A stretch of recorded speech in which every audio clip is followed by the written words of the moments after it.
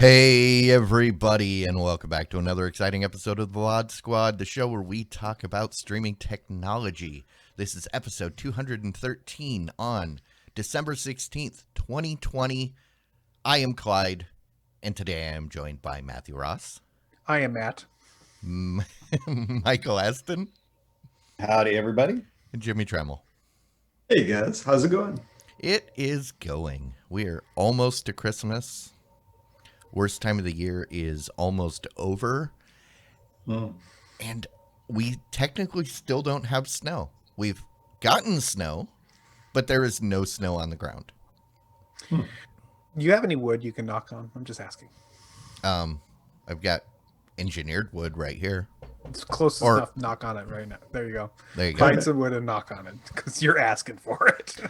That's fine. But I mean, I would be worried if I was working from the office, especially in my old job where I didn't have a choice. You had to go in. But now I don't care. Whatever. I don't have to leave my house. So Clyde, you're saying by this time of the year, the ground has usually disappeared? Usually the ground is now at least a foot covered everywhere. Yeah, that's pretty much disappeared. My barbecue, I looked out on the deck because I hadn't covered up my barbecue and I didn't move it, and then I realized it and went, oh, it still looks fine. So whatever. Maybe you should cover it soon.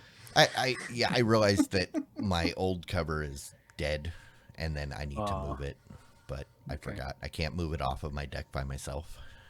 Oh. What?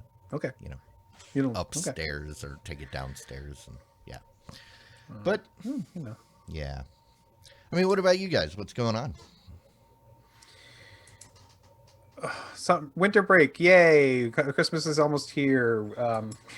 I'll be spending my winter break tearing things apart at work and trying to, clean up a big mess I've got right now. So my office has been a mess for weeks, and I will have the opportunity to literally pull things out into the hallway this break and rearrange. So I'm looking forward to it, actually. Rock on. Yeah, no big Christmas plans for me, but who does have big Christmas plans, right? In this year, everybody should. I've got plans. Yeah, I'm going to Dallas this weekend. Dallas? What's in Dallas? You're going to go to the memorial for J.R. Ewing? Ewing. He is dead, right? Idea who that is. He was the main guy on Dallas. Oh, yeah. Who shot J.R.? Yeah, no, I remember. I didn't watch that show. I was just a kid when that was on, but I do remember its existence, and I remember some of the people. That said, no, we're just going to go up to a resort and hang out and relax, and walk around licking handrails and things like that to see if we can catch the thing. Cool. Kidding. The whole place, they do like sledding and stuff like that, and so we're going to go up and do some sort of indoor snow tubing with fake snow in Texas. Indoor fake snow. How the hell does that work? I don't get that. I've seen that in Japan. I saw that back in Japan in the 90s, where they'd have like a big warehouse and they would make snow and people would ski. Yeah, they have a giant atrium that's all temperature controlled. Okay. And so then they make fake snow, and you've got little hills that they built to tube down, and you walk up a ladder, or you walk up a set of stairs, and then you tube down the hill and you walk up. So you on purpose go into a place where there's snow. Indeed. All right. And a place where there's snow that I can immediately walk into another room that is temperature controlled or Okay. walk outside where it's probably 50, 60 degrees. Okay, that's fine. But it just sounds a little weird to me. I don't know. That's all right. That's no big deal. There's weirder things out there in the world. It's just, This is the way I like snow. Is, On your own you terms. interact with it on your own terms. Yeah. In a place where you can immediately go and be warm and comfortable. Well, that's why I've always said when I lived in California, we had a cabin up in the mountains, and I loved the snow. I absolutely loved it. We moved to North Dakota. I stopped loving the snow, and then I realized why. Because before, we got to go to the snow, and when we got tired of it, we got to go home. Mhm. In North Dakota, it started snowing. And then it kept snowing, and it kept snowing, and it kept snowing, and there was no going home. You go home, and it's still snowing. right. Yes. So, I need to cut in right now. I'm getting hold What? on. Breaking news.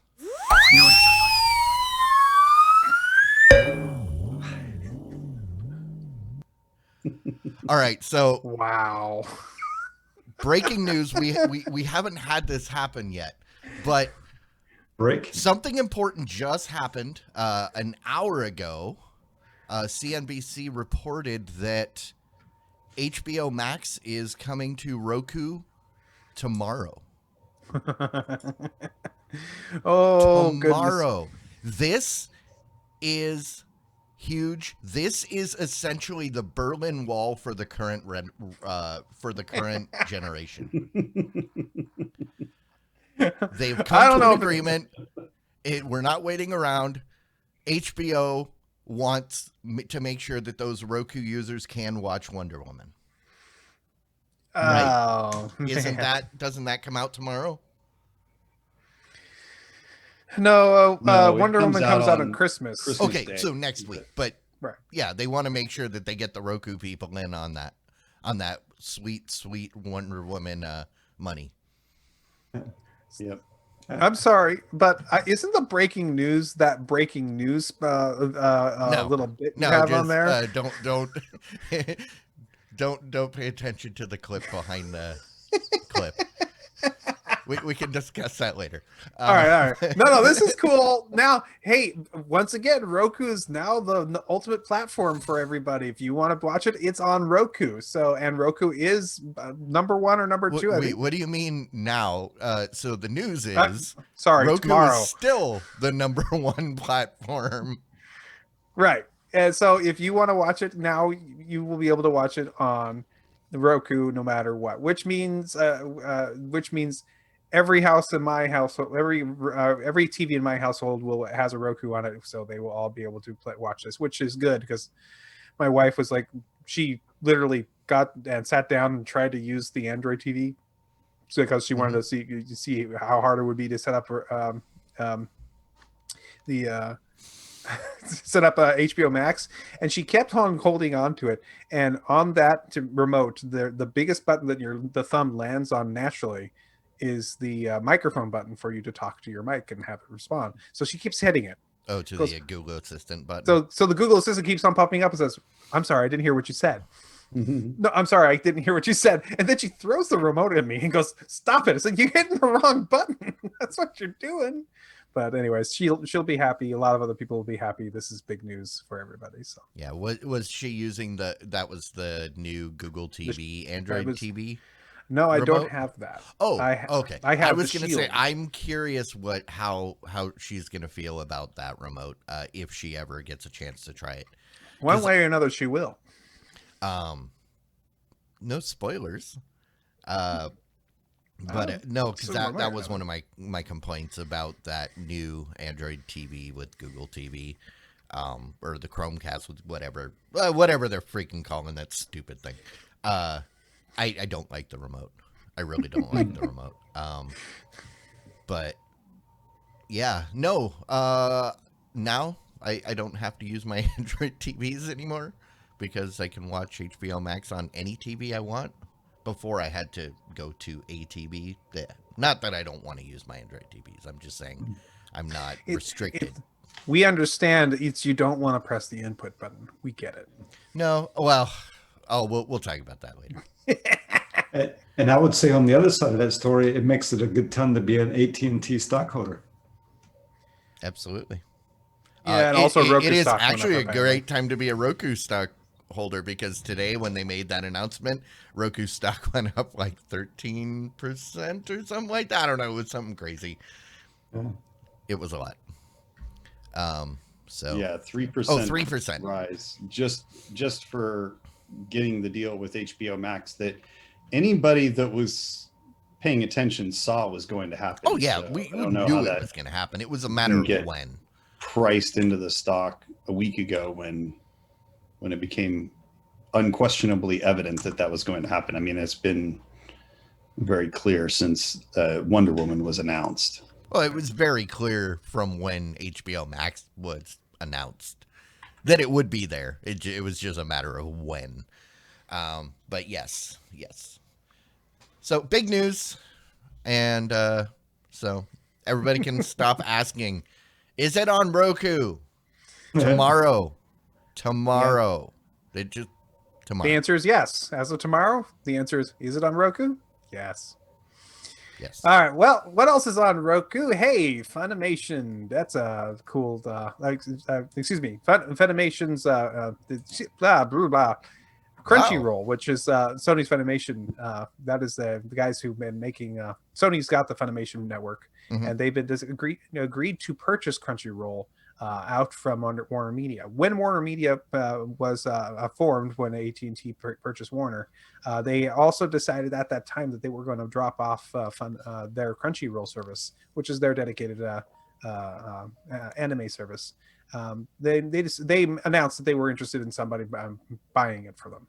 Looks like Sony has decided with their Funimation group to pick it up for $1.175 billion. That's right, with a B. This is going to be this is the kind of the combining of the two biggest anime services out there. So this is a pretty big deal for the anime. So for those of you that don't know, the delineation between Funimation and Crunchyroll is that Funimation is primarily they're all about dubbing. They've been doing the simul dubs where we don't have to wait for years and years and years for a dub of an anime to come out. Funimation gets the rights, and then they're dubbing it in real time. So their episodes are releasing here a week after they release in Japan. Crunchyroll is all about subs. So they've been typically doing simuldub, or they've been doing simultaneous releases because they're subtitling it. But there used to be, you go back about 2 years ago, there was an agreement where Funimation properties were showing up on Crunchyroll and Crunchyroll properties were showing up on Funimation. But when Sony bought Funimation, that deal came to an end. So this is a good thing. This is for, depending on who you ask, this is a really good thing for people that want access to both. Right. This is a good thing for people that have been hoping for dubs of Crunchyroll properties, because Crunchyroll typically doesn't do dubs, which is the whole reason why I don't watch anything on Crunchyroll. I don't subscribe to Crunchyroll. I subscribe to Funimation. And yeah, some people out there are saying this is a monopoly, that they now control everything. No, there are other services that are still holding their own, like High Dive. High Dive does their own dubs. They're not reliant on these other companies. They do very good work and have the same access to the same pool of voice actors. So I just hope that this gives my main complaint about Funimation has been that the service is kind of terrible. Their website and searching and just the way it works. it's just as bad as it was when Sony purchased. They haven't done anything to fix it. I'm hoping that we'll get something new when the two kind of join forces. So what were you going to say, Mike? I think this is an interesting business deal. Funimation and Crunchyroll have a history together. They had a partnership for a number of years, which dissolved when Sony purchased Crunchyroll. And the Crunchyroll, from a business perspective, this seems like a really good deal for, what is it, AT&T that's picking it up. I mean, 1.7, or sorry, AT&T's selling it. Sony's picking it up from Funimation, and I may have said that wrong before. That don't worry, I screwed it up early in this thing. So yeah. But 1.175 billion sounds like a big number, but Crunchyroll's got 90 million users, 3 million paying subscribers, and with a payment price from $8 to $15 a month, figure somewhere in the middle there, because they have 3 subscription tiers, about $10 a month, probably making about $360 million a year. So this is only like 3.3x annual earnings, which is a pretty good deal, especially since they're getting the technology that sits behind Crunchyroll, which is by almost everybody's estimation and standard better than what Funimation has, right? So this is going to bolster Funimation's technical prowess, their website, their functionality, and at the same time, it's going to give them a better pull for the customer base, and likely be able to increase their audience pull by more than what you just get by bringing in those 3 million subscribers. There's probably some overlap for those users. So once they actually fully integrate, which I expect they will eventually do, you maybe don't quite get that full $360 million increase, because some people probably subscribe to both services. But it looks like a really good, profitable deal for Sony, and I think it's a strong for the customers, because it gives them a little bit more power in the industry to make things happen. There's some studios out there in the anime world, like Studio Ghibli and stuff, that are resisting the digitization, and so maybe a powerhouse like this can make things move. I'd say studios like that, I think a move like this, it does even more to make them resistant. Because they're not streaming for their own personal reasons. It's not that that the company wasn't big enough.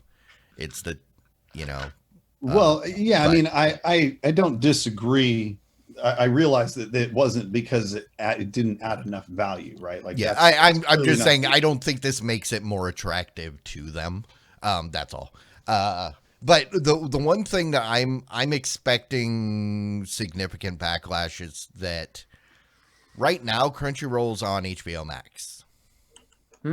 After this sale, it probably won't be. So there's going to be a bunch of people that were watching it through HBO Max that are going to be pissed. But I mean, the thing that I'm afraid of is I really hope they keep them separate. Okay. Because I pay $5 a month for Funimation. I have no interest in anything on Crunchyroll because it's not dubbed. If you're going to jack up my prices monthly, because minimum for Crunchyroll is $8 up to $15, right? And you're going to dilute the pool with content I can't watch, I'm going to be pissed. If now I have to pay more for less. But that's just me. And that's a battle that I will fight or I will rant about in the future when it becomes an actual issue. One thing I would say is the reason I was indicating that I think studios like that might be willing to get in in with a partner like this is not because I think that they're looking at it from a financial perspective, but if they have the ability, there's two types of companies that are resistant. Ones that don't feel like these services are necessarily good for the customer, and one where they're doing it for, moral or ethical or like creative reasons. But if they have a huge customer base and they care about their customers and their viewers, then it becomes evident that more and more evident that this is the way people actually want to consume their media. And it's really doing them a disservice to not be there. And so the more powerful a specific business becomes, and the larger that audience becomes, the more evident that that's the way that people want it. And so some people will be swayed, maybe not everybody, maybe not Studio Ghibli or whatever, but some will be swayed by the idea that we have moved to an era where this is really the way that people want to consume their video. They don't want to buy a DVD. It's wasteful in so many ways, right? Waste, garbage, production costs, and shipping and all that stuff. So it just doesn't make sense, right? Like, I don't want physical discs around my house, even from. But you got to remember that anime is like the last frontier for people that want to collect all the things from the property.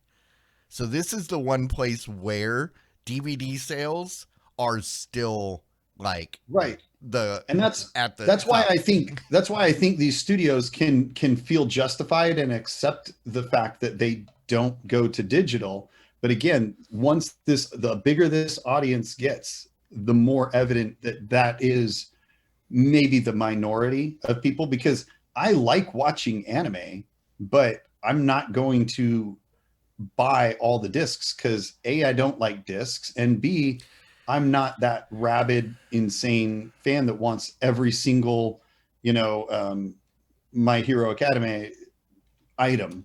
And I'm not going to buy the collector's editions of every one. Not that there's anything wrong with that. I used to do that with video games, but that's just not me. And there's a lot of people like me out there that would pay, maybe $10 a month to watch videos, but are not going to buy the DVDs because I don't want DVDs. Mm-hmm. I don't even want a way to watch DVDs in my house. I want all of them destroyed. Okay. You can send them to me. That's fine. Yeah. I'll take them. Yeah.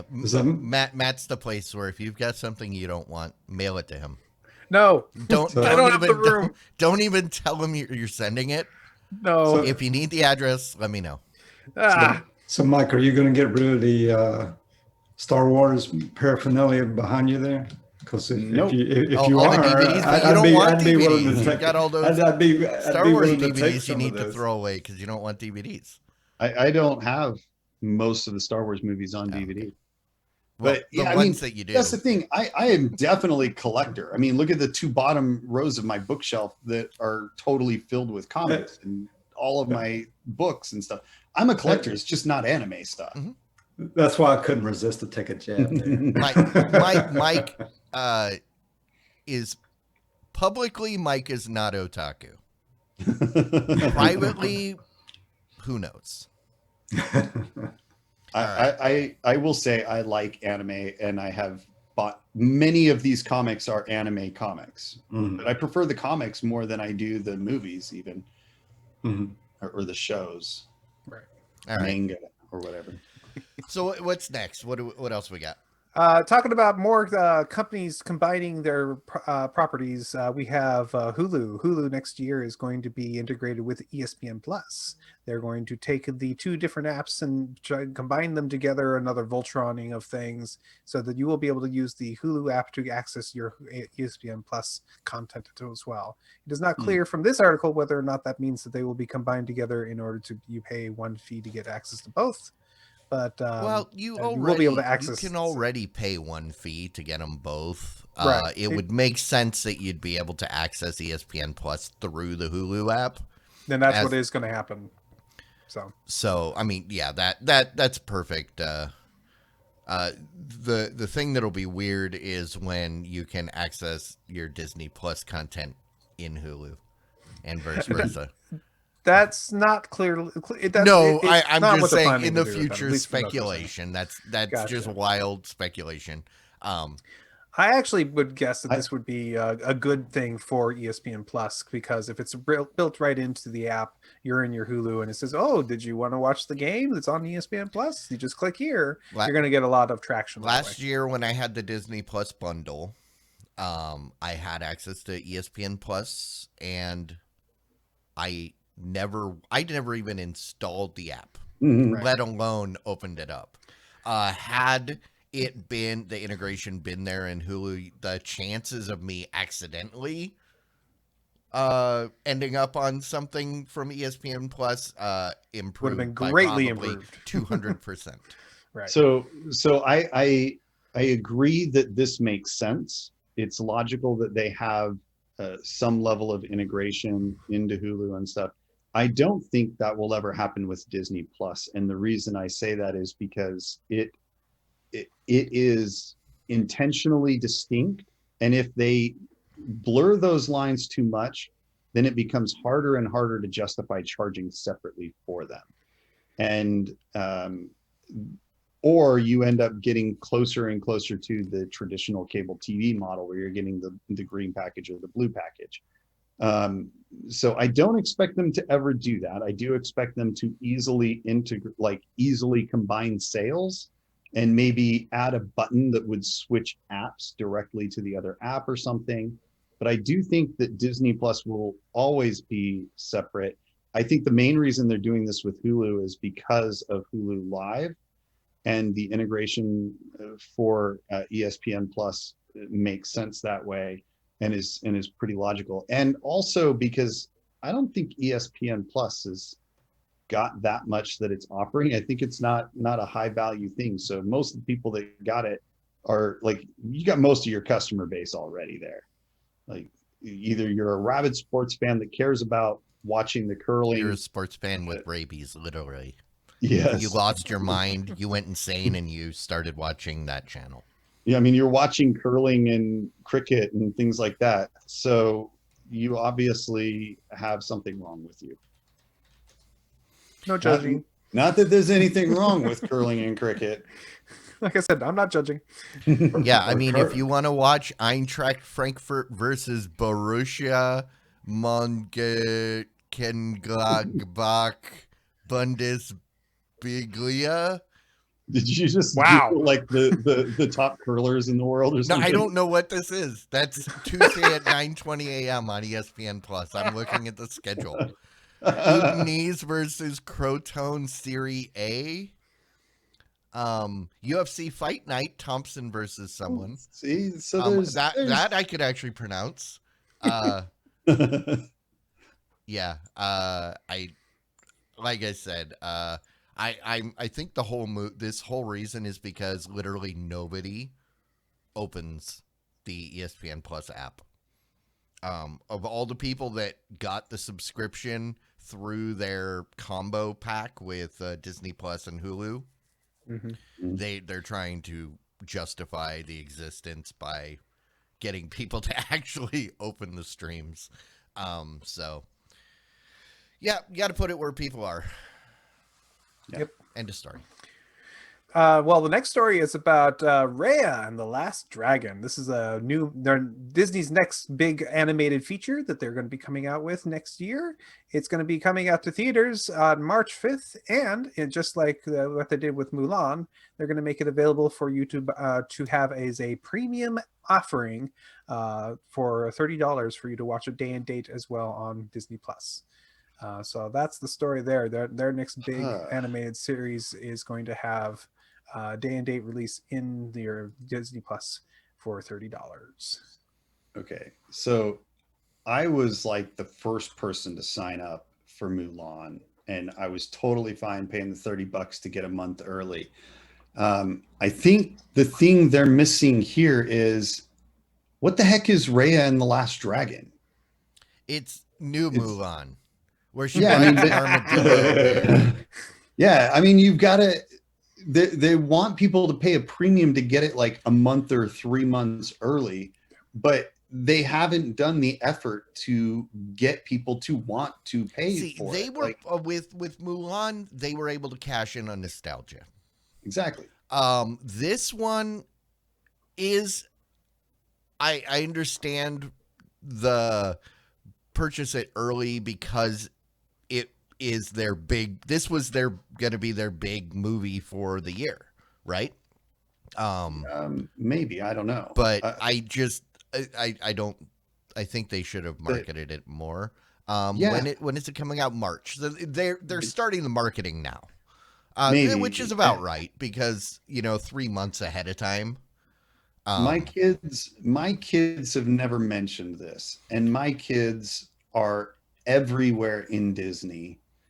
So if they haven't mentioned to me, Daddy, this movie's coming out, it looks really cool, then either one of two things: either they're doing no marketing, or maybe just way too little marketing, or they're not appealing to a broad audience because they were in love with Mulan and they want to watch every Disney movie that comes out. Like I said, they're just now starting the marketing. I expect that once Christmas is done, everybody will be bombarded because they've got other things to focus on right now. But on December 26th, your kids are going to probably come running to you and be like, "Hey, Daddy, there's this new thing coming in March." We'll do an experiment. Don't say anything about this to them, and then let us know when they actually mention it. And if March comes and they never have, we'll know. But yeah, I mean, it is March 5th, so we're talking 2.5 months, and haven't heard hide nor hair of it up to this point. So it's time to get busy, Disney, if you want to. That's about get right. anywhere. I'd say that's for normal movie cycle. About 2 months in advance is about right. Because that stuff usually ramps up in the month before. 3 release. to 6 minimum to start generating hype. For the big movie, 3 to 6 months. I mean, like every movie that I can remember, I remember seeing previews roughly and teasers and trailers roughly a year before the movie comes out. Yeah, but this is different because they probably didn't know when it was gonna release. Maybe it. And they didn't want a tenant on their hands where everybody's mad because you said, and now it's not. I think they probably just settled it and said, okay, March 5th is the day. Go. Right. Now, go now. They released the trailer, the very first trailer on October 21st, which is pretty, that's a good 5 months before March. So. I'd call it 6. Yeah. So, I don't know. Okay. It could be about right. Really. We'll see. I mean, so is this the Mushu spinoff? I sure hope so. I sure hope that it introduces Mushu. That'd be awesome. Because Eddie Murphy is back. He is like part of the zeitgeist again. So, and he's the Last Dragon. So I totally get it. Oh, that's it. Mushu is the Last Dragon. Okay, exactly. I get it. Come on. Okay. All right. So there's a new feature with Google and YouTube. You can go into your YouTube setting and you can change a setting in there to change what kind of advertising you get. Your setting can change it so you get a lot less or none of ones that are promoting alcohol or gambling. This is aimed as a kind of a self-regulating kind of, I don't want to see this kind of stuff, age restrictions that you can put into your YouTube ad feed. So if you're one of those people who actually gets YouTube ads, I'm sorry, but yeah, you can now reduce the number of silly feeds you're going to get about those and get more feeds about things that you also don't care about. One question: can I tell it to give me more ads for booze and gambling? All I want is booze and gambling. I don't see that option in the story here. I mean, maybe it's a slider, and you have the, because I don't do either. So it's like, you're wasting your time. Also, I don't watch ads, so it thinks I watch ads, but I don't. So okay, well, good. Especially for people that are where it's children primarily consuming the content. So Yeah, no kidding. Yeah. All right. So apparently there was a lot of news about the various different things with Disney. Apparently they had a thing where they basically made announcements for all different kinds of properties. I think they announced 10 different things for Star Wars, 10 different things for the for Marvel stuff, and 10 different things for like just regular Disney stuff. And that has wonderful information. It's beautiful. Go watch another show to learn about all that. The more important thing about what we have to announce here is that next year it's going to be $8 a month for Disney Plus. They're going to raise the price by $1. It looks like they're going to start that in March. Ha! This is why I bought a 3-year subscription up front. Which is why I'm going to subscribe to The Mandalorian Go up this weekend and watch the whole season next week while I'm on vacation and then unsubscribe again.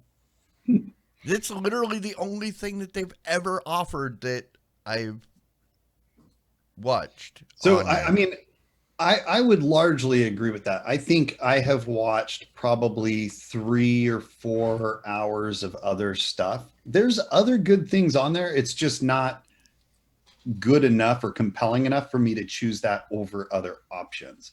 It's like the some of the parks related stuff and the behind the scenes stuff is actually really interesting, especially if you're kind of a Disney fan. You get to see how rides are made and shows are made and stuff. That's all interesting, but again, I'm not generally going to choose that over the other options. But where this matters is all of the stuff they're coming out, like you said, like 10 Star Wars shows and a new Indiana Jones show, a new Willow show. That's kind of cool. I remember loving Willow as a kid. I mean, there's just a lot of new stuff that's coming out, and I look at that list above her, around her, and there's not one thing on that screen that makes me go, "Yay!" or yeah, good. This is expected. Most of it is just I thought Andor was spelled with an E. That's the only thing that I thought when I saw this. The different place. Whatever. Indoor and I don't care. I'm just making the point that that's the only thing I thought when I saw this. And as pretty much everybody in the world also agrees, you're not their customer. No, I'm not. You're not their target audience. No. I mean, there's just a lot of stuff that's been in the works and has been slowed down for various reasons. Bad decisions, mostly by higher level executives, not to name any specific people, but that have caused these things to take longer than expected. But you know, I'm very happy when I see this, that I have my 3-year subscription. I don't have to worry about whether or not it's worth it to watch just the Ahsoka show or just the Lando show. But I absolutely would pay $8 a month to be able to watch Ahsoka and Lando, and The Mandalorian. I would pay it just for that. So I'm excited, super excited.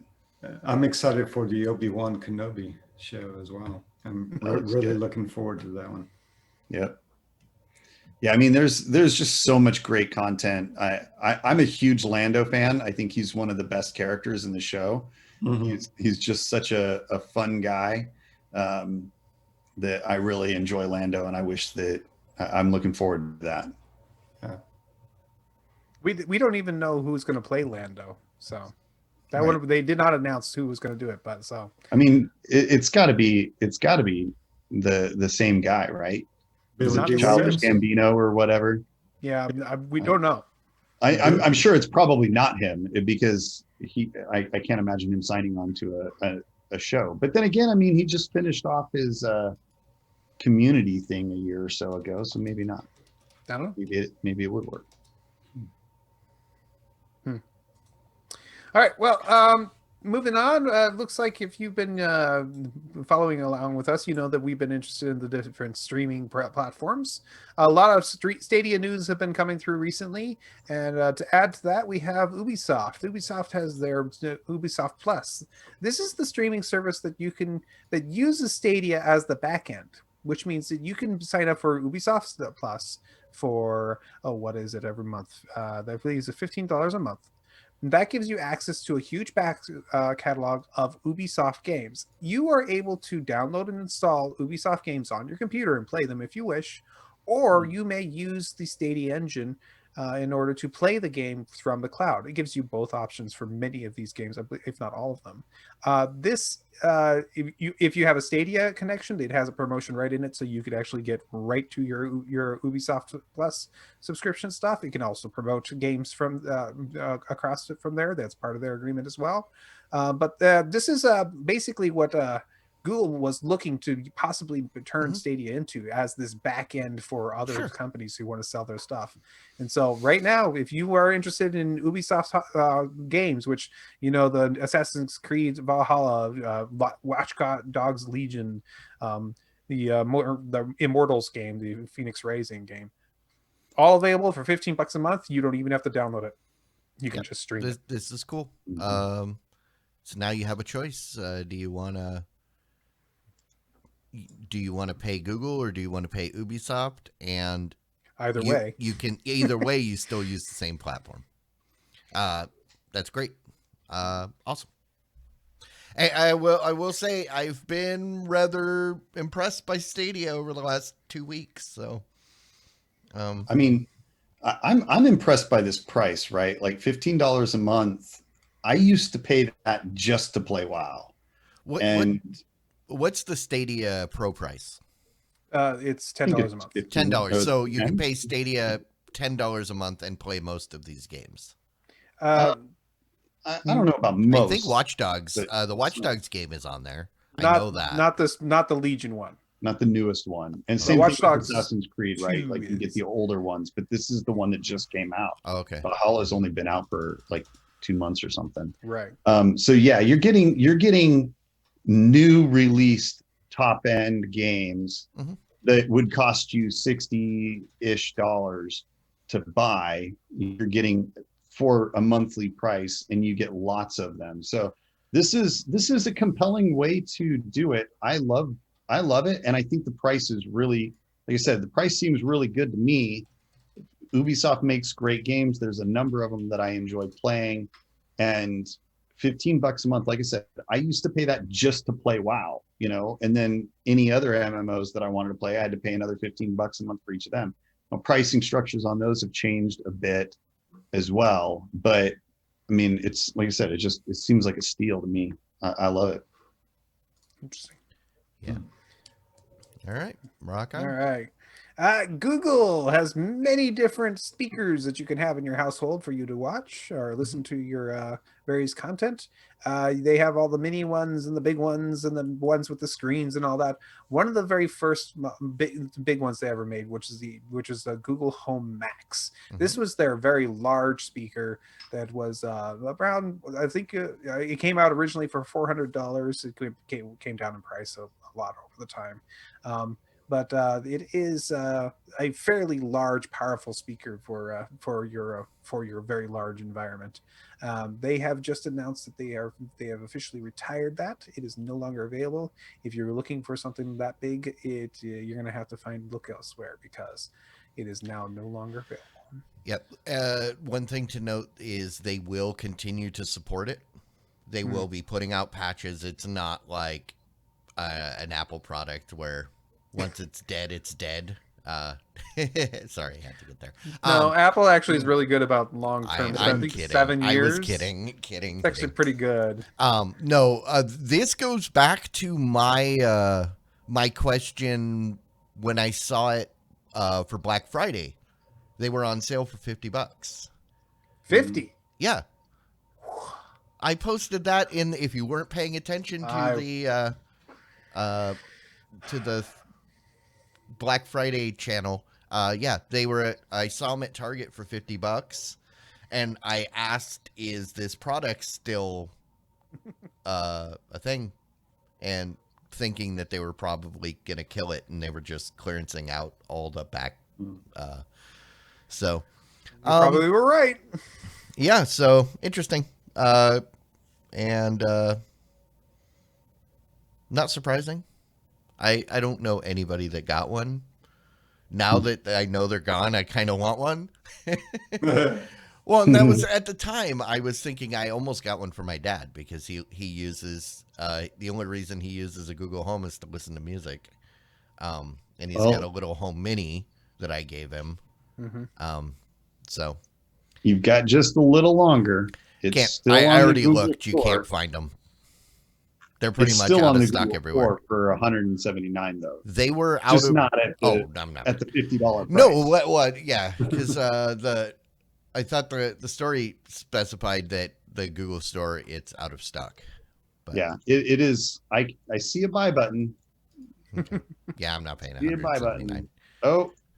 Oh, it is. Yeah, it's out of stock. It is out of stock. It's out of stock Why do everywhere. they even have a buy button if it's all out of stock? Those Google guys, they don't know how to do the web. It's okay. They don't know how to. They don't have it. They don't understand. Silly people. Yeah. Yeah, it's all right. Hey, Netflix, the wonderful channel that's full of content. If you haven't seen all of Netflix yet, which is understandable if you have, but if you haven't, there is still stuff out there that you might be interested in watching, or maybe not. You don't want to watch it. Maybe watching it's not your thing. Netflix has a new option using their various Android players. The new Android app has an option for you to play your Netflix show audio only. This will reduce the amount of data being streamed to your device because it's only sending the audio, and you will be able to send it out to your headphones and or your speakers and be able to listen to your shows. And guess what? I think this is an awesome idea. I can imagine myself working next week in my office alone, because that's what I do, and I've got a ton of stuff to rearrange in my room, and putting on a show to listen to while I'm working, because oftentimes I'm doing a podcast anyway. So even though I'm the guy who listens to TV, 90% of my TV intake is listening as opposed to watching. But even I don't think I don't see the benefit in this.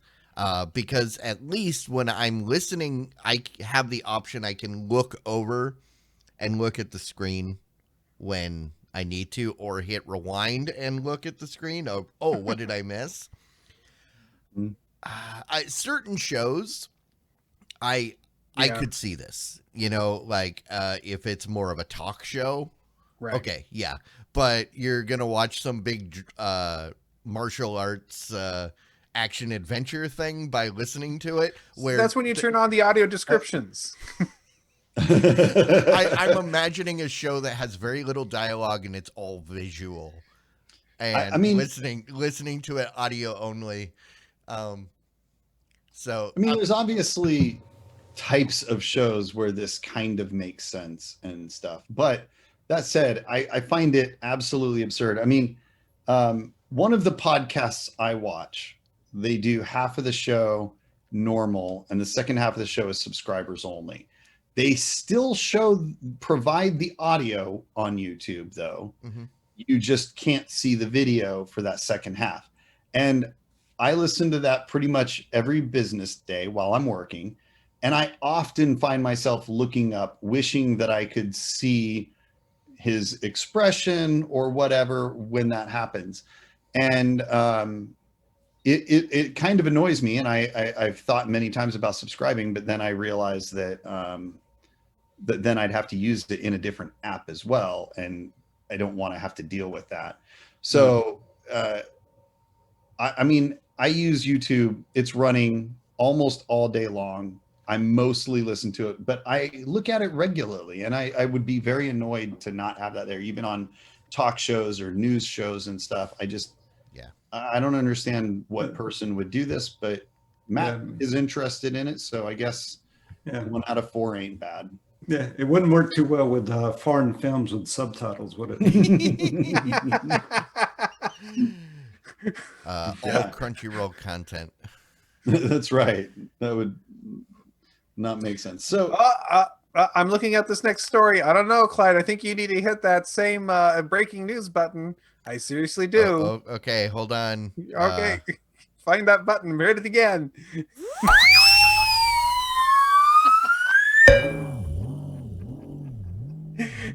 All right. You thought it was breaking news that the HBO Max was coming to Roku, and now we have HBO Max is also coming to the PS5.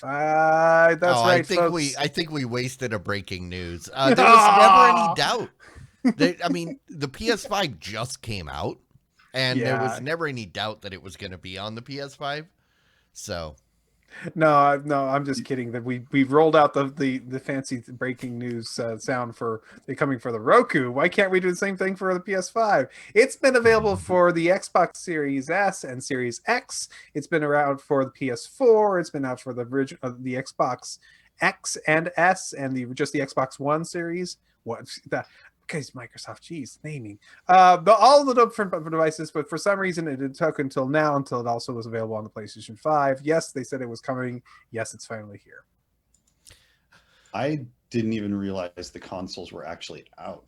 I thought yeah. you could still just pre-order them. No, the only reason you don't think they're out is because you can't find them anywhere. No, it's because I haven't looked for them anywhere. It doesn't matter. They're not there. Or I was gonna say the only thing harder to find than a new NVIDIA RTX card is a PS5. PlayStation 5. Yeah. They're See, I want those graphics cards. I noticed that they're out and not gettable, but whatever. Yeah. Good, I guess. All right. I still can't get over how ridiculous the new consoles look. Mm-hmm. Just, Okay. okay. I mean, the We're Xbox is moving. fine, but the PS5 looks absolutely absurd. Yeah, I think that the picture, the design of the PS5 is going to grow old fast. I think they literally took a PS2 and added wings. Yes, they did. It's literally a PS2 shape. But yeah, that's a different story. We need to move on. We need to keep going. So. I guess. Hey, we can talk about Apple TV. It's now coming to the new Google Chromecast with Google TV that is running Android TV, with more Android TV platforms coming soon. So it is officially coming to the Google platform with the Google TV, the brand new device that we need to find our own nickname for. I thought that the Apple TV was the device. No, Apple TV Plus service. Yes, the Apple TV Plus. I'm sorry. The service that is providing Apple TV Plus. Because the Apple TV box is called the Apple TV, right? It's not confusing at all. Apple TV Plus is the service. And there's also an app on your iPad or iPhone called Apple TV, which allows you to control your Apple TV services and other TV services and try to link them all together. No, it's not confusing at all. Naming is apparently hard for everybody. I don't know why. Not for HBO. But yes. No, they just said it's Max. It's Max. The next but they one still will be have HBO Go. Steam. Naming is the hardest thing. There's two difficult things about computer science: memory management and naming things. It's not hard, guys. It's really not that hard. You give it a unique Microsoft name. BI, Bravo, India. Yeah, that would be Business Intuitions or whatever it's called. I know, but it's everybody. If you call it if you say Microsoft BI, Business Intelligence. I kept correcting the guy on the phone saying VI, like the text reader thing in Linux. No, not VI, not Vim, nothing like that. And also, when you say something like, especially somebody who doesn't like Microsoft and says, "Oh, that Microsoft BI," it sounds like you're trying to say something really mean. So, yeah, but it's what it is. Naming is not that hard, but it seems hard for them. Chromecast. I thought Apple TV Plus was already on the Roku. It's on TVs. Yeah. It's on the Roku. It's on the Sony TV, which it was already on Android TV via Sony. Right. It's But not on on anything else. other platforms, so I don't get this. It's It's now coming to all the other Android platforms, including Google Chromecast with Google TV or Google TV with Chromecast. I want to call the new Google Chromecast with Google TV. I want to just give it a new name. We're going to call it the Google Pill or something like that. I what don't know. happened to Sabrina? So I will call it Sabrina. That's great. I think I'm just going to call it Sabrina from now on. Don't call it Sabrina in front of your wife. She might get confused and think you're. Man, I really hope that we get to watch Sabrina. That'd be great. I mean, I'm gonna install Apple TV Plus on Sabrina. Yeah. Who's Sabrina and what are you doing? So I get two questions. First of all, like the thing that they talk about at the end is the exclusive Apple titles like Ted Lasso and The Morning Show. Mm-hmm. Okay, I've never heard of those. What? What? Ted Lasso. I mean, okay, maybe we mentioned him on the show like 60 years ago. But, Gordon Killers spent 3 months raving about Ted Lasso. Ted Lasso is their killer show. They're actually that good. was the first show. Yeah, that's the first show that made me go, you know what? I might actually sign up for a month of Apple TV Plus. See, because all I Hell's remember very close to freezing over. is the show C that totally flopped, right? Like, but that then my other question is Jimmy, as the person in the Apple ecosystem, does something like this appeal to you, or do you feel like you want to get your Apple TV through the Apple made devices? Well, I mean, I do that, right? I mean, I get mine through the Apple TV. It doesn't make me want to go out and buy this Google dongle to watch, Apple TV Plus, right? But I mean, I think the point there being is that Apple's going cross-platform. They're looking at this as a service for everybody. And they're just trying to compete with the other people that offer similar services, right? But it doesn't make me want to go and buy the Google dongle, although they are interesting. I wouldn't say never, and if I bought one, it wouldn't be because it has Apple TV Plus on it, right? Yeah. So I guess the real question then is, are these shows good enough for people to join Apple TV Plus? Yes.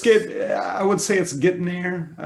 I wouldn't say it's getting there to Clyde's point, right? There's at least a couple of shows on there to where when the new season comes out, it's worth subscribing long enough to get that show. Is it worth paying the subscription year round? Not yet. It's getting there, and some of the documentaries that they've put out here recently are really good. If you haven't watched those are good. Tiny World is one of them. There's another one that they did that dropped here recently. It's I'm forgetting the name of it, but what they do is they go out into like the jungles of Africa and they film animals at night, and they, with the new technology, they're able to bring night to make it look like it's day, right? And you get to watch these documentaries like that. So, and it's kind of like a whole new world that you get to see, documentaries like what you've seen maybe in other shows, but now it's at night and, the animals behave a little differently, and that kind of thing. So, and you mentioned C. I do have to mention, yeah, it did flop. But me personally, I kind of liked that show. Me and my wife enjoyed that when we watched that one and liked it. Maybe because my wife kind of likes Jason Momoa. Maybe that was the reason why, right? But it wasn't bad. I mean, it wasn't a top show. But it was entertaining. It was entertaining to watch. Right. So. Yeah.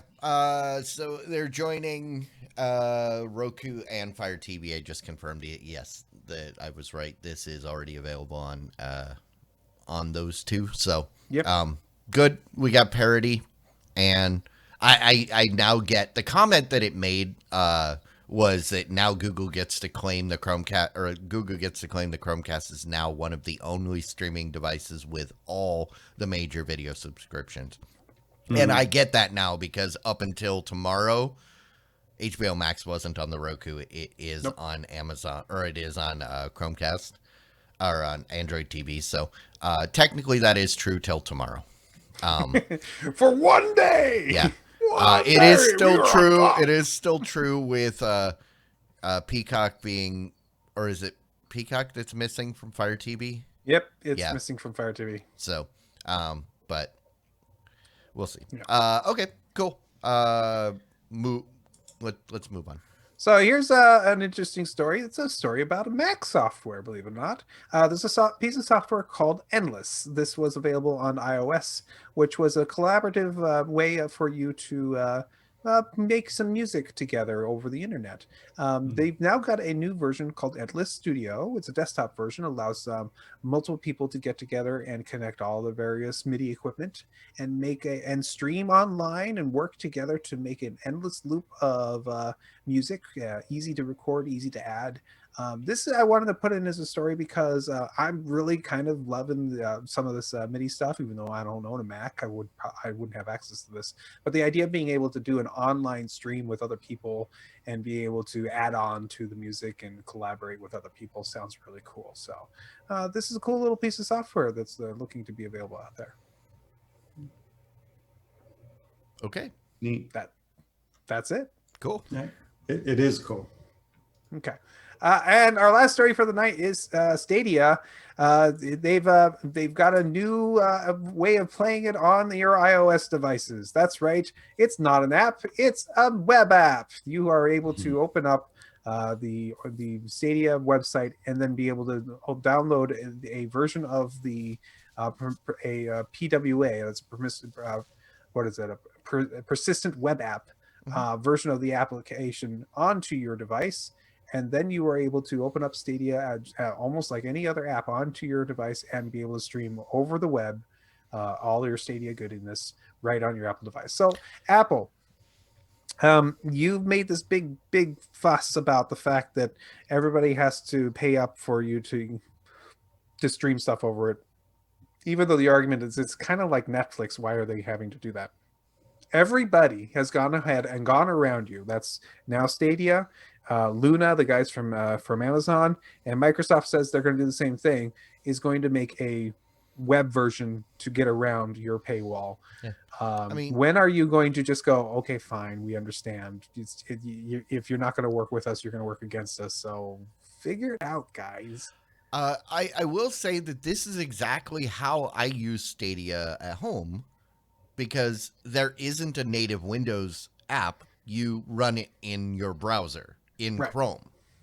So it makes perfect sense. Why wouldn't you do that on on the Apple devices? And with that, let me just say, Google has officially brought gaming to Apple, something Apple hasn't been able to do in 20 years.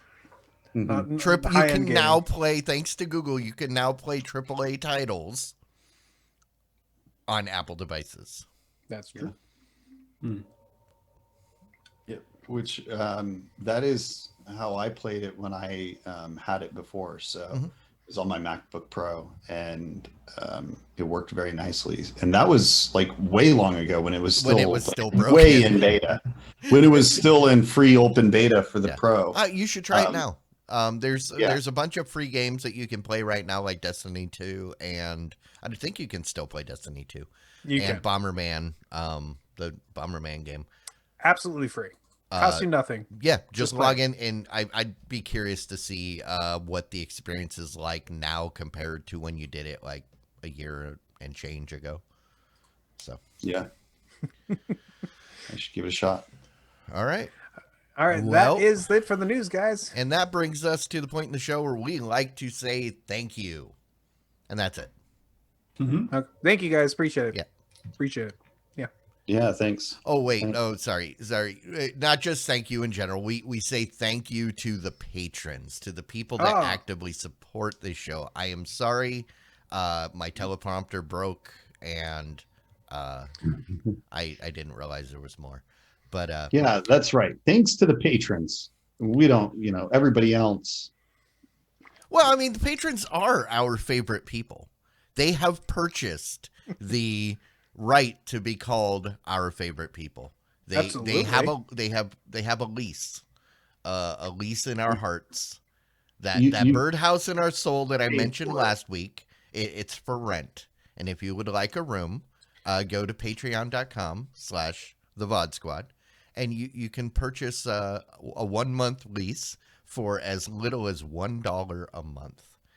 Which describes how we're feeling all the time. Absolutely. And I mean, that will, I wouldn't call it undying affection because there's clearly a time limit on on that affection. But as long as you renew every month, then yes, we will be eternally grateful and you will be our favorite person. Mhm. And I won't lie, I won't beat around the bush. The more you give, the more better you are. Oh wow! So you're saying one person could be more better than somebody else? Hey, if you purchase into the more better Tier? then Do we have a more better tier? I think we need to go rename one. You've got the good, the better, the more better, and the bestest. The more bestest, the most bestest. Yeah, exactly. But no, in all seriousness, or seriousness, not seriousness. Thank Sure. you to those of you that see some sort of benefit in what we do every week. We greatly appreciate it. And a reminder that the patrons get a custom RSS feed. If you're sick of looking at this mug, and you don't really want, you wish there was a Netflix option where you could just get the audio, there is. It's called the podcast. And the patrons get a custom RSS feed, plus they get it early. Typically sometime Thursday morning, it will be on your podcatcher, whereas the YouTube stream and the public feed go out sometime Friday. Yeah, usually the weekend. It could be Monday if I'm out of town. So, Thanksgiving weekend, it didn't go out till Sunday. So, patreon.com/the VOD Squad. Every little bit counts. Thank you. We appreciate it. Cool. All right. Rants, raves. I've had a few.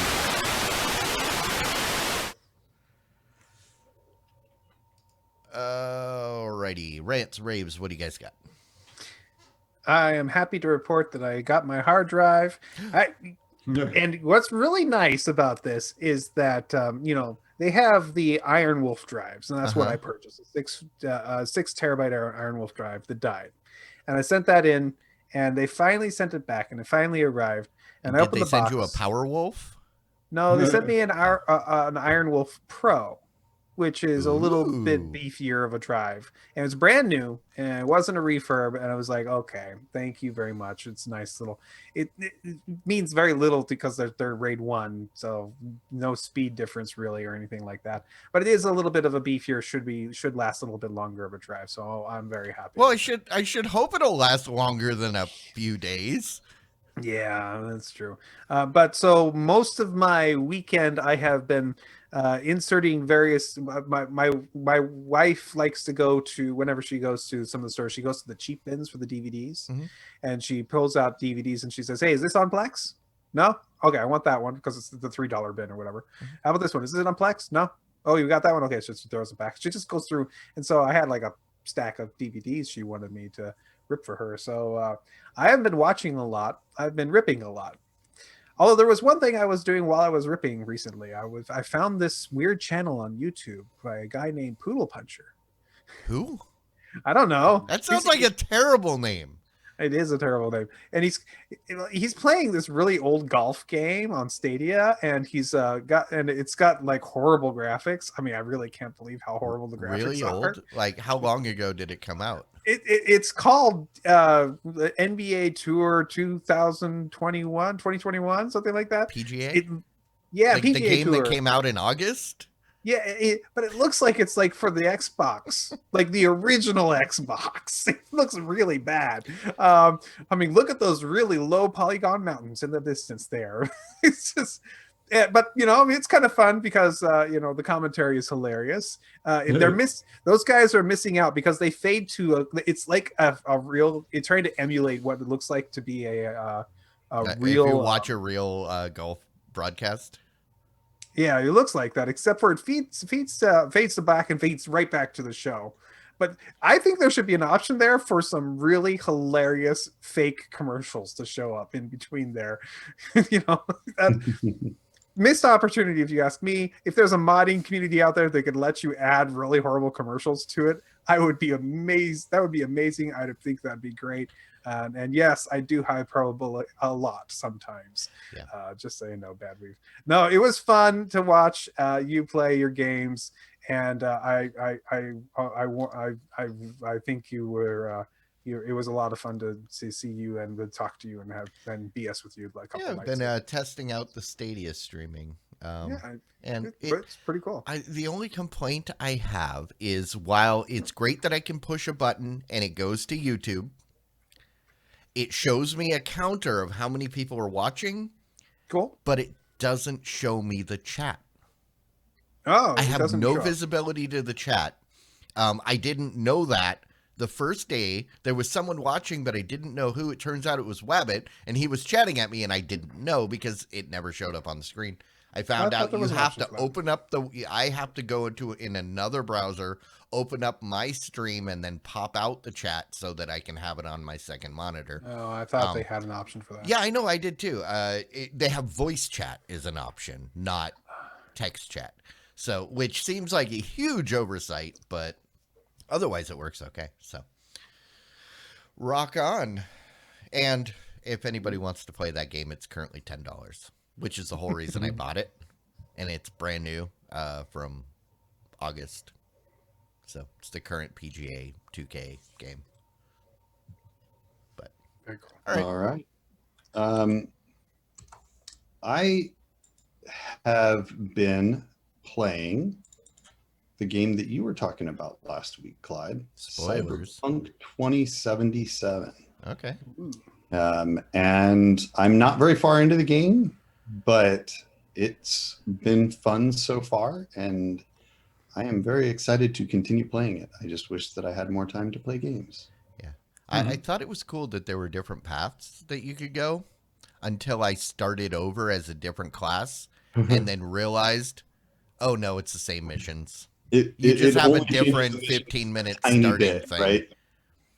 It very mildly changes some of the dialogue, and that's about it. Yeah, because I quit my first one through because I was on that first mission where you go through the crack house, and I was miserable. I didn't like it. I didn't like the controls, and so I said, okay, I'm starting over as a whatever the lone wolf people are, and I was like, okay, this is cool. Get through the border, and I'm right back to that mission. And that's when I said, nope, I'm done. I'm not playing this game anymore. So if anybody wants it, we'll have to find a way to gift it. I'd be interested in it, but I don't know how that would work if you were gifting it to me. Yeah, I don't know. I think it's yours.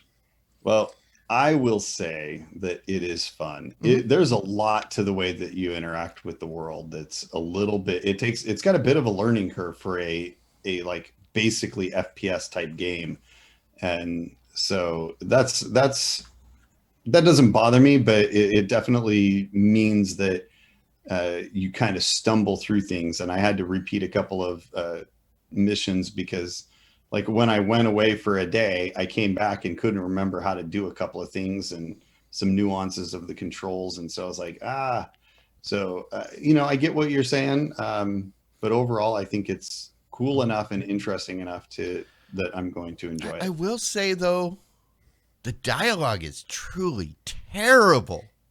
It's absolutely terrible. The intro dialogue is I mean, like, when you have to have conversations with people, it's so, like, it doesn't It's like Yeah, that's what I mean.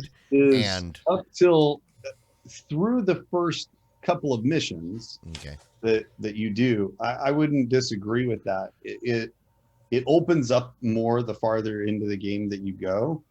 At least that's kind of what I've experienced so far. So it's not quite as bad. The dialogue is very stylized, and so it's probably kind of a love it or hate it type Yeah. thing. If I kind of enjoy it, it's almost campy like in its ridiculousness, but I kind of enjoy it. Cool. All right. Jimmy? Yeah. So me and my wife came across this show on Hulu. I think it's FX that puts out the show, and it's called A Teacher. Oh. And this one is, I guess I think you can look at the title and kind of guess what it is, right? So I heard that was a potentially a documentary about that poodle puncher guy in high school, but yes. Yeah. Well, it could have been. So I mean, this is one where, it's a female teacher and a male student, and I want, just from not spoiling anything, They become very close friends. Yes. And we're about maybe 5 or so episodes into it, and maybe 6 or something like that. Me and my wife.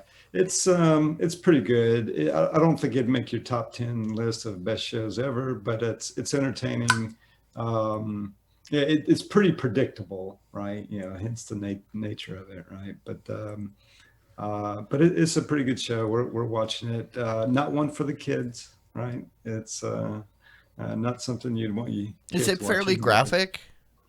It is fairly graphic. Oh, right. okay. The lady main character, the one who Kate actually Mara. played, she played in House of Cards the first season. She was the reporter. She's the whole reason that I quit watching House of Cards at the end of season 1. Right. Exactly. She was my favorite character. Yeah. And then they threw her away. Yeah, she's a good actress. Yeah, I like her a lot. That was one reason. That's what kind of I said, oh, hey, this might be pretty good because she's a good actress, right? And then me and my wife started watching it, and my wife liked it, and it was pretty interesting. So we're still watching it now. Also, too, I'm still watching The Blacklist, and I am thinking about dropping Hulu Live. This, I don't know when. I think I am going to drop it at some point. I just don't know when. But just a reminder: this Friday is when the price hike goes into effect, right, on Hulu Live. So, and I'm thinking that you can get like Peacock pretty cheap. You can get CBS All Access pretty cheap, right? And you can just keep like the regular Hulu. Yep. Right? Oh yeah. And it comes out of. I don't think I'm missing anything either if I do that, right? So and I pay less money. So I'm thinking about that. I just hadn't had time to check out, all the things there, right? But that might be very well what I end up doing is something like that. I already subscribed to CBS All Access, so really I would be dropping Hulu Live, keeping the regular Hulu, and then just add Peacock. That should work. So Anyway, Word. That's it for me. Cool. We're finally at the point where I've been going through a content drought, and I've been searching for stuff. Luckily, over this last week, the last few days, I realized the new season of The Expanse is out on Amazon. Episode 5, or the first episode of season 5, was great. Basically, there's no need for anything. You just pick up and carry on. The new Grand Tour special is coming out this weekend, I believe. But up until then, I had finished a couple long series on Funimation that I had been watching, and I started running out of content, so I started watching a series called Black Clover. I don't know if anybody else has watched it. I got about 10, 12 episodes in, and they were just wrapping up the story arc, and I got really sad because I was like, crap, okay, I think I'm out of content again. And then I looked at the episode count and I realized, oh, season 1 has 50 episodes and there's 3 seasons currently. So I think I'm okay for a little while. Yeah, It's basically taking the place that Fairy Tail used to hold, in the fact that they've got like 10 seasons with like 50 episodes each. And I mean, if you like the episodic long story arc kind of stuff like My Hero Academia or Fairy Tail, you might want to check out Black Clover. It's interesting, and I would say it's probably more suitable for children than My Hero, just because while there is violence, it isn't as graphic. But I don't know. It's interesting. It's fun, and it turned me on to some new music. Okay. What were you gonna say? I was gonna say, My Hero Academia isn't that graphic. Sorry, it was.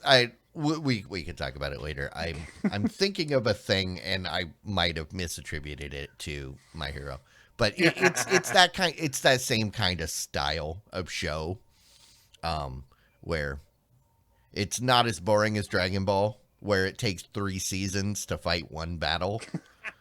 I hated that. Oh, absolutely hate that. But yeah, that's primarily it. Other than that, I got my new Stadia kit coming, and I've been playing a lot of golf because I didn't like Cyberpunk 2077, and I've decided I'm not going to try playing it anymore. I got my free Stadia kit out of it, and that's all that it matters. So, okay, well, I guess that brings us to the end of the show. So, everybody, head on over to tvs.showbot.tv, and there are titles. We need to vote on them.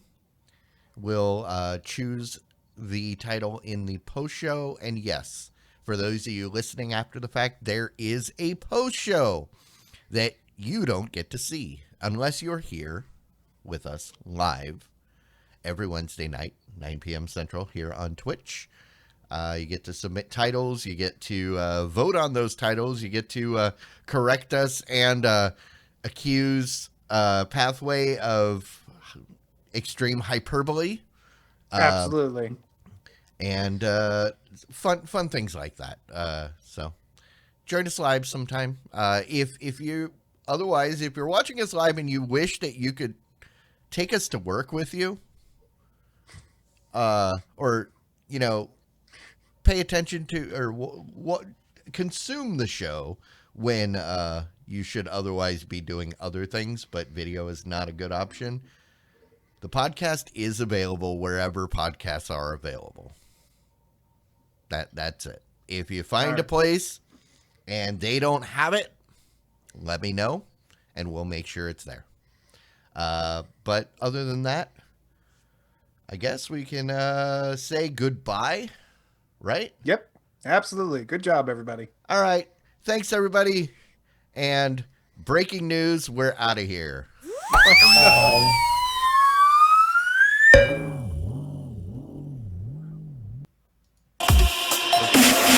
Diamond Club hopes you have enjoyed this program.